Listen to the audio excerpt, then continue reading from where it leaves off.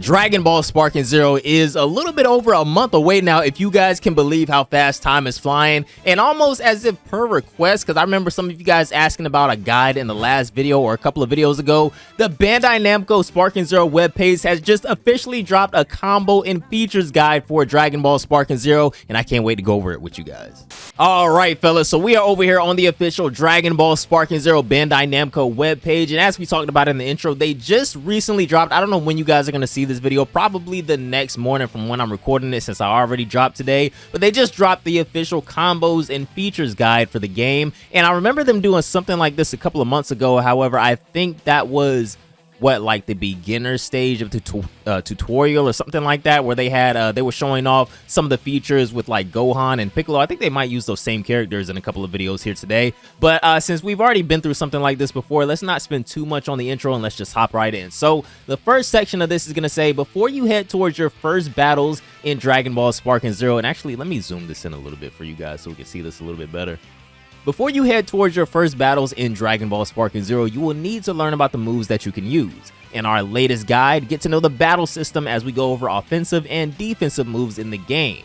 So this is going to be a complete battle system guide, it looks like. The summary over here is going to say Section 1 movement, Section 2 offensive, and Section 3 defensive. I think Section 3 is going to have the keys, if you ask me, man. I'm going to just keep it a buck. So Section 1 in movement, why can't I view this video? All right, whatever. We don't need to see the video for Section 1, right, guys? So in the 3D arena fighting games like Dragon Ball Sparking Zero, mastering movement is very important. There are plenty of ways to move, not just around the map, but also around your opponent. Let's take a look at some of the most important ones. All right, so it looks like we're going to start off with step/short dash, fellas, and I'm going to be reading this from the perspective of a PlayStation player since I am one, so just, you know, apply everything that I'm saying to whatever your button layout or control scheme is if you're an Xbox player, just to make this easier to listen to so I don't have to say a bunch of different commands over and over again. So starting off with step/short dash, press X to go forward or sideways, allowing you to be less static and harder to predict when facing an opponent. By pressing X, you can move quickly in the direction in which the stick is pushed at that time. If you're close to your opponent, it'll perform a step, whilst if you're far away, that will become a short dash, which is useful for dodging various attacks such as blast attack. Next is going to be Dragon Dash. Press R2 plus X to rush at high speed towards the direction the stick is oriented. While this does consume ki upon activation and during movement, it's a useful way to travel over large maps. This move can also be followed by multiple rush combos or smash attack. Next is going to be Z Burst Dash. When you press R2 plus X again, you'll be able to perform a Z Burst Dash, and this is a high-speed movement that allows you to get behind your opponent during Dragon Dash. It consumes more ki than a Dragon Dash, but also makes it harder for the opponent to guard. And we've seen this in certain gameplays. Say somebody is Dragon Dashing or Z Burst Dashing, I guess, towards the opponent, and the opponent pulls maybe a beam attack like a Super Kamehameha or something like that. Well, it might look like that's about to make contact with you, but by the time that cutscene ends, you're already behind your opponent while they're still firing off that attack, and now they're wide open on offense, right?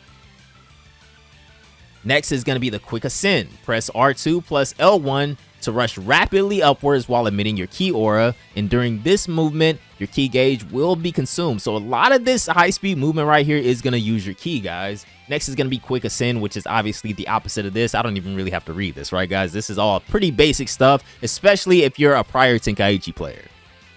So this is just going to be an overview of everything that we went over in the movement section of the guide. But next is going to be offense, and nice. It looks like we can actually watch the video this time. We'll go over the video after we're done reading all this right here, and I'll try to sum this up really quickly for you guys. So first, we're going to go over our rush chain actions. A rush chain is a combo that can be activated by pressing square up to 4 times plus triangle. The longer the combo is, the bigger the damage dealt to your opponent will be, as you will strike them with a chain of combos. That's pretty basic, right? We already know how auto combos, or I guess rush chain combos work. We see them all the time in the demo gameplay. Next is going to be smash attacks, and something else we are very familiar with at this point. Smash attacks are a type of build-up attack that'll blow your opponent away when they're hit. Their power changes depending on how long you charge up the attack, and when performing a smash attack, make sure to hit the right timing. Now, a power smash is stronger than a normal smash attack and will knock your opponent further back. Hold square for a smash attack and release once fully charged for a power smash. This move will knock your opponent back and cause massive damage. You can also charge it up not only to keep your opponent at a distance, but you can also connect power smashes to follow up attacks such as dragon homing and vanishing attack, so be sure to incorporate this into your battle strategy. Now we're going to get into our lift strike and grand slash, and I think this is going to be what our launch combos and our sweep, right? So lift strike is going to be press square plus up, or square and up plus triangle to send your opponent flying. That's going to be our launch. And then grand slash is going to be press square and down plus triangle, directing your attack downwards and used from the ground. This move will cause your opponent to go down. So next are going to be our speed move combos, a little bit more advanced now, right? So for our vanishing assaults, which can be used at close and mid range, press X plus square near your opponent, which will allow you to appear and attack them from behind. This can be done at close and medium distances. After performing at close range and knocking back the opponent, you'll also have the chance to follow up or carry out follow-up attacks. Next is going to be our step in rush. And just to sum this up even easier than, looking at all these commands right here, basically you're going to do your step in and then you're going to do your chain combo, okay? Next is going to be burst meteor. So this is done by pressing triangle plus square after a Z burst dash. This is going to enable you to follow up with an attack that'll slam your opponent to the ground. So this is more so going to be your finisher to your burst dash combo. And this is going to be part 1 of the offensive portion of the guide. And now we're going to get into our follow-up combos. So first is going to be dragon dash attack, an attack that you can unleash during dragon dash. Press square during a dragon dash or hold down the button for an attack that knocks the opponent back. And this can be followed up with a pursuit attack. So next is going to be dragon homing. This allows you to chase after a blown away enemy, and this is done by pressing X, that's going to be your dash, plus square, following up with a quick dash in the air again, and this move can lead to a dragon smash as a follow-up attack, which can deal additional damage. So next is going to be the vanishing attack. This can be done by pressing triangle to perform a follow-up attack after a vanishing assault, which can be done by pressing X plus square, even without pursuing your opponent via dragon homing.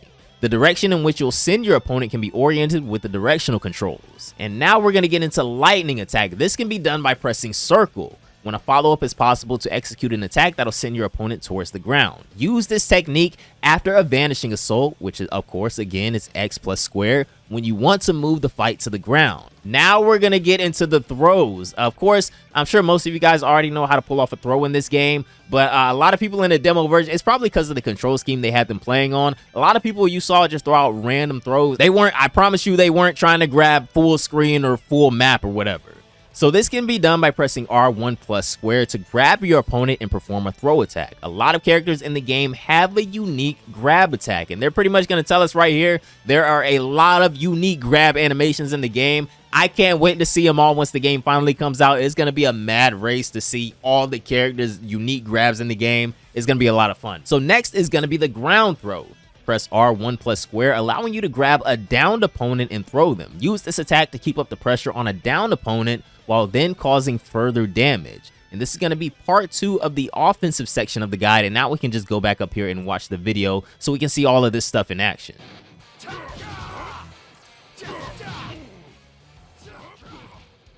Okay.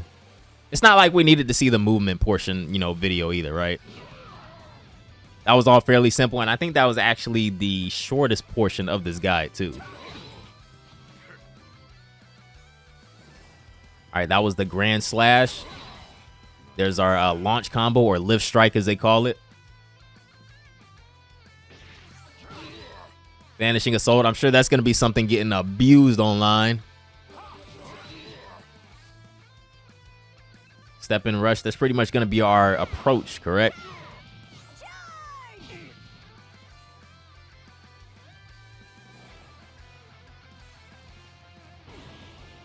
Yeah, things like step in rush, dragon dash attack, those are going to be like our approaches starting off, I'm sure.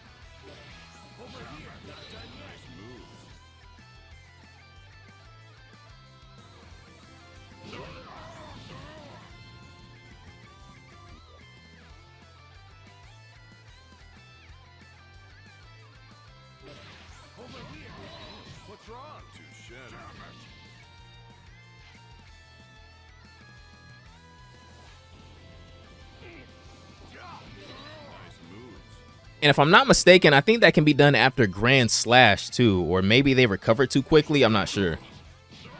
I didn't really see too many people pulling that off in the demo gameplay, so maybe that's just, you know, another situation that you can pull that off in. Maybe they have to be in a hard knockdown stance. I'm not sure. So next, we're going to get into the final portion of the battle system guide. This is going to be defense. This is something that, hey, man, this is the best part of the guide if you ask me. Teach us how to block, man. People don't like blocking. We got to know how to guard. So you can guard by pressing R1, and guards can be oriented with up or down. They brought back the directional guard. Nice. Certain attacks are directed from above or below, so high and low guards can be useful for specific responses. Watch out for certain offensive and defensive moves, as directed guards can actually put you at a disadvantage. The guard can be broken by a guard break. Recovery. So first is going to be ground/wall recovery, and this can be done by pressing down right before hitting a wall or the ground. And next is going to be dragon dash recovery. This can be done by pressing up before hitting the ground or a wall. This enables you to return directly back to your opponent with a dragon dash. And I think I was doing this by accident a lot when I was playing. After this, we're going to get into our counters, a couple of the new mechanics here. Super perception is going to be hold circle, and this is going to consume key or skill counts depending on the counter attack, and counters your opponent before getting hit. If you use super perception at the last moment against an opponent's rush attack, a sonic sway will be triggered. This allows you to quickly dodge their rush attacks and counter while also reducing their key. It can also counter some blasts such as Kamehameha, but this will cost 2 skill counts. So deflex costs 2 skill counts. Next is gonna be Z counter. Press R1 right before your opponent's vanishing assault lands. The longer an exchange continues, the greater the damage a return counter will deal.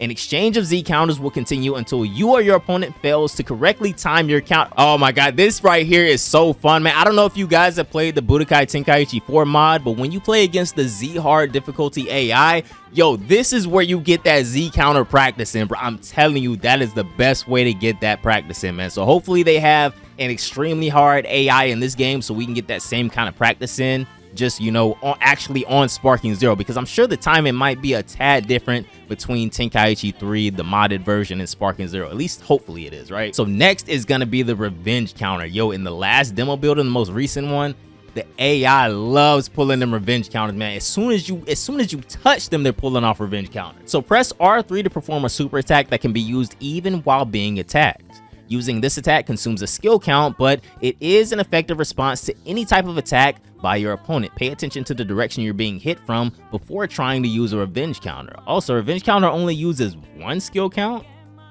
I could have sworn revenge counter used 2 skill counts. Am I tripping? Guys, am I crazy? Yo, we could like watch some demo gameplay right now.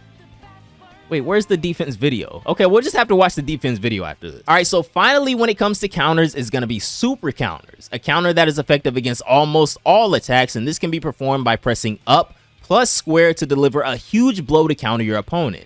It can be used even while getting hit as well as against attacks from behind, but extremely precise timing is required. And this is the one a couple of videos ago I was telling you guys how this one right here is so much harder to practice because the timing is so tight on this one compared to Z counters. But again, another thing that I can't wait to start practicing with actually in Sparking Zero. So hopefully the AI has a Z hard difficulty. And finally, at the end of the defensive portion of the guide, we're going to get into our evasions. High speed evasion can be performed by pressing R1 right before some attacks, evading the attack and creating a chance of countering and sweeping your opponent in the process.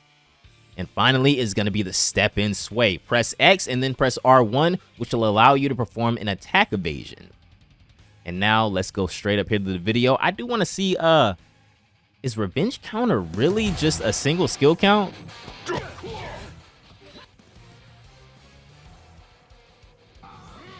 Have I been tripping this whole time? I could have sworn revenge counter was 2 skill counts. I know super perception is when you deflect, but are they gonna show the deflect too? I wonder.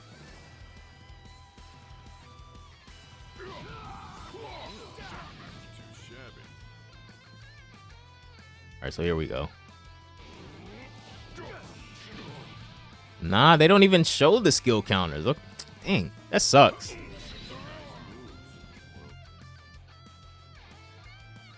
They could have at least had the skill counts on the screen.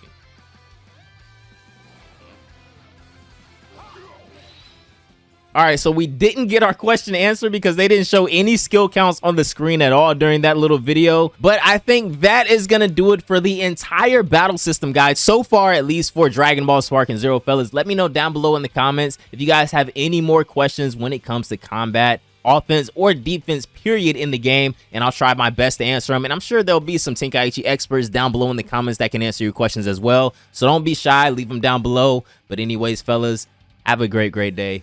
Got to get back to class. I'm going to see you fellas in the next one. Bye, guys.